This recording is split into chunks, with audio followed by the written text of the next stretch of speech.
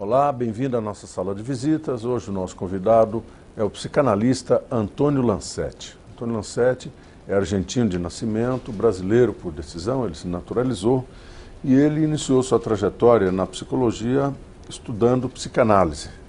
Formou em 75, época de grande efervescência política no seu país, a Argentina, quando ainda era militante estudantil, começou a ler a obra de Marx, né? E, ao mesmo tempo, que descobria também a obra de Freud. Embora houvesse grande valorização da psicanálise, surgia no cenário argentino a discussão sobre práticas de grupo. Hoje, Lancetti é consultor do Ministério da Saúde para o Plano CRAC, consultor da Associação Saúde da Família para a região centro de São Paulo, onde está instalada a Cracolândia, e é também consultor do CAPS, AD, Centro de Atenção Psicossocial da Prefeitura de São Bernardo do Campo. Eu convidei o Lancetti primeiro porque sei da sua militância política. O Lancetti trabalhou em Santos, na época do Davi Capistrano, não é isso? E da Thelma de Souza. E da Thelma de Souza, aquele movimento pioneiro do Hospital Dia, que tanto se debateu no Brasil sobre a viabilidade, sobre a eficácia, aquela história da pessoa passar o dia no hospital e à noite voltar para o seio da sua família. E hoje, aqui em São Paulo, ele faz uma verdadeira militância, porque ele convive, ele vive o dia a dia da Cracolândia e resolvi convidá-lo então para vir aqui falar um pouco sobre essa questão da internação forçada que acontece na cidade de São Paulo e que já acontece no Rio de Janeiro. É um tema que, de repente, ganhou mais notoriedade ainda, uma vez que pessoas como Fernando Henrique, Drauzio Varela, resolveram abrir o debate, né? E, portanto, muitas vezes nos deparamos com matérias na imprensa pouco informadas, bastante deformadas e que não contribuem para aquilo que se quer chegar. Eu digo que é um tema que, quando tratado com caridade puramente, ele não vai chegar a lugar nenhum. Mas pior do que isso é quando o Estado também tenta resolver só pelo lado da força. Então, se é verdade que a caridade pura e simples não resolve, tampouco a burdoada da Guarda Civil Metropolitana aqui na cidade de São Paulo vai resolver. Muito menos, isso do meu ponto de vista, a internação forçada. Primeiro, e já é a pergunta que eu faço ao Lancetti, e eu chamo de Lancetti porque eu conheço de muitos anos, né? Primeiro, a questão do livre-arbítrio. As pessoas que estão sendo internadas, do ponto de vista médico e jurídico, elas não estão interditadas. Não existe um parecer médico científico que diga que essa pessoa não tem autonomia para a decisão própria. E, portanto, pode-se fazer uma ação como essa, onde a pessoa sequer pode decidir se quer ou não optar por esse caminho. E a segunda é com qual estrutura de retaguarda o governo, na cidade de São Paulo, está fazendo essa ação. Pergunto eu, a família está sendo chamada, a família acompanha esse processo, existem médicos e paramédicos em condições, treinados, existem clínicas especializadas para receber esta demanda, que com certeza não é só da Cracolândia. O problema é que virou comum falar Cracolândia, mas Santo Amaro, São Miguel, a periferia da cidade de São Paulo também tem os seus redutos de pessoas que se juntam para se drogar. Então, assim, primeiro, pelo respeito que eu tenho à trajetória, e agradeço já antecipadamente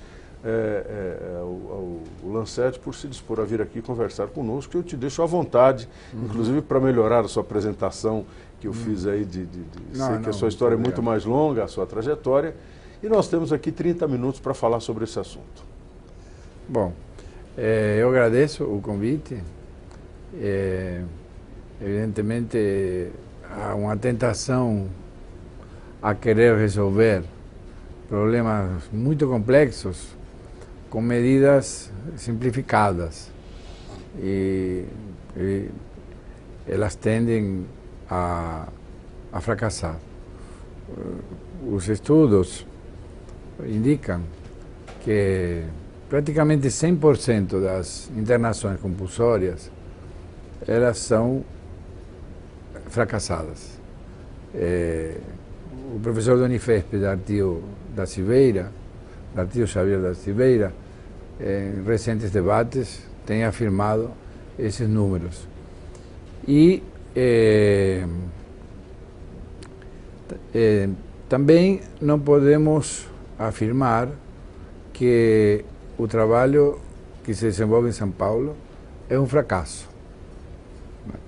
Não podemos afirmar. Não podemos afirmar. Nós temos aqui na região do centro equipes que trabalham com a metodologia da estratégia de saúde da família, o programa de saúde da família, que são médicos, enfermeiros e agentes comunitários que percorrem constantemente a região da Cracolândia e que estão, alguns localizados no chamado Projeto Centro Legal e outros nas unidades de saúde da C e da República. Também existe o CAPS, Centro de Atenção Psicossocial de Álcool e Drogas, que está aqui na Praça da Sé, e o CAPS Infanto-Juvenil, que se localiza também na região da Sé. Bom, o que acontece na cidade de São Paulo? Desde 2009 tem um projeto que consiste em se aproximar das pessoas, o que já é muito difícil, porque você vê que qualquer pessoa que sai da Sala São Paulo, de um concerto, ela fica apavorada quando vê a quantidade de gente usando crack em condições deploráveis. E chegar a essas pessoas, se fazer conhecer, criar um vínculo de confiança, já foi muito difícil. Mais difícil ainda foi vencer os obstáculos para que os funcionários das unidades de saúde os atendessem, porque essas pessoas são sujas, às vezes com muitos problemas clínicos, com sangramentos, algumas com incontinência, enfim. E foi muito difícil. Não, se levado pela força, não, mas o problema é que os agentes chegam perto deles, às vezes eles falam, não, eu não preciso de ajuda, mas aquela que está aqui do meu lado, ela precisa. E começou um processo de conhecimento da pessoa, do nome da pessoa, da biografia dessas pessoas. E muitos deles foram feitos centenas de atendimentos, inclusive muitas internações, por motivos clínicos. Porque o que nós verificamos de maneira prática é que essas pessoas não pedem ajuda para parar de usar, mas pedem ajuda pelo sofrimento que elas têm. Por uma outra doença? Por doenças diversas, sim. Infecções, doenças sexualmente transmissíveis, certo? Então, esse trabalho é um trabalho promissor. Tanto é que o Ministério da Saúde vai localizar o plano crack na atenção básica, nessa mesma metodologia que está sendo desenvolvida aqui em São Paulo. O problema é que não existe na cidade um trabalho integrado, porque por um lado tem os agentes comunitários, os enfermeiros, os médicos, que chegam, que vencem esse obstáculo, se vinculam, conseguem o pedido de ajuda daquelas pessoas, certo? Que depois vão ao CAPS, e algumas vão para clínicas especializadas, que são um problema à parte, que depois comento, as clínicas especializadas. Bom, então, da minha primeira pergunta, existem médicos, existem trabalhadores suficientes para fazer esse trabalho? Quando eu digo trabalhadores, eu estou falando do agente. Está sendo pensada uma transformação, ainda precisaria de mais unidades básicas no centro, precisaria melhorar, tanto quantitativamente como qualitativamente, o serviço. Mas o problema maior... Esse serviço é integrado, saúde, esse que é o problema. Município, Estado... Não existe uma integração com assistência social. Você vê que nós temos 15 mil moradores de rua e só tem 10 mil vagas em albergues. E os albergues não têm qualidade. Não são lugares que quem mora na rua deseja ir. São muito maltratados, tem aquelas filas. Enfim, tem uma tradição manicomial nesses abrigos. E nós temos tido outras experiências em Santos. Criamos locais que eram tão atrativos que as pessoas queriam ir. Mas era uma metodologia totalmente diferente.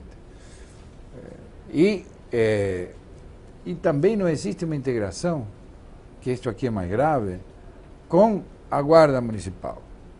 Né? A Guarda Civil Metropolitana, ela opera com o método da limpeza.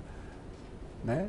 Então, muitas vezes, custa muito trabalho conseguir que um paciente adira ao tratamento, tome remédio, seja para um antiviral, um antibiótico, e quando eles fazem o RAPA, levam tudo, incluído, às vezes, o documento. Então é mais grave, quer dizer, não existe a integração no município. Isso, não existe no município.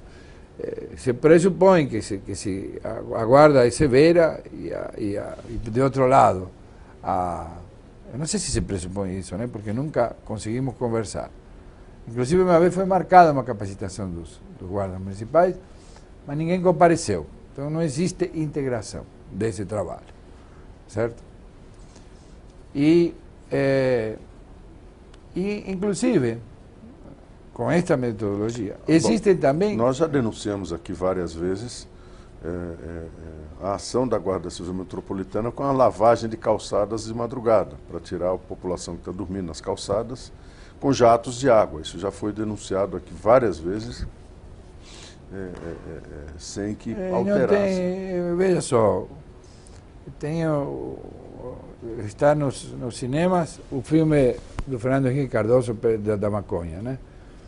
E o professor Fernando Henrique Cardoso, ele reconhece, faz uma autocrítica, que ele errou na política que ele conduziu durante as suas gestões. Por quê? Porque estava organizado segundo a ideologia da guerra às drogas. E o filme é explícito em mostrar, em números, em dinheiro gasto, o fracasso, o rotundo fracasso da guerra às drogas, certo? Então, a guerra às drogas, destruição de plantios, só aumentou a plantação, certo?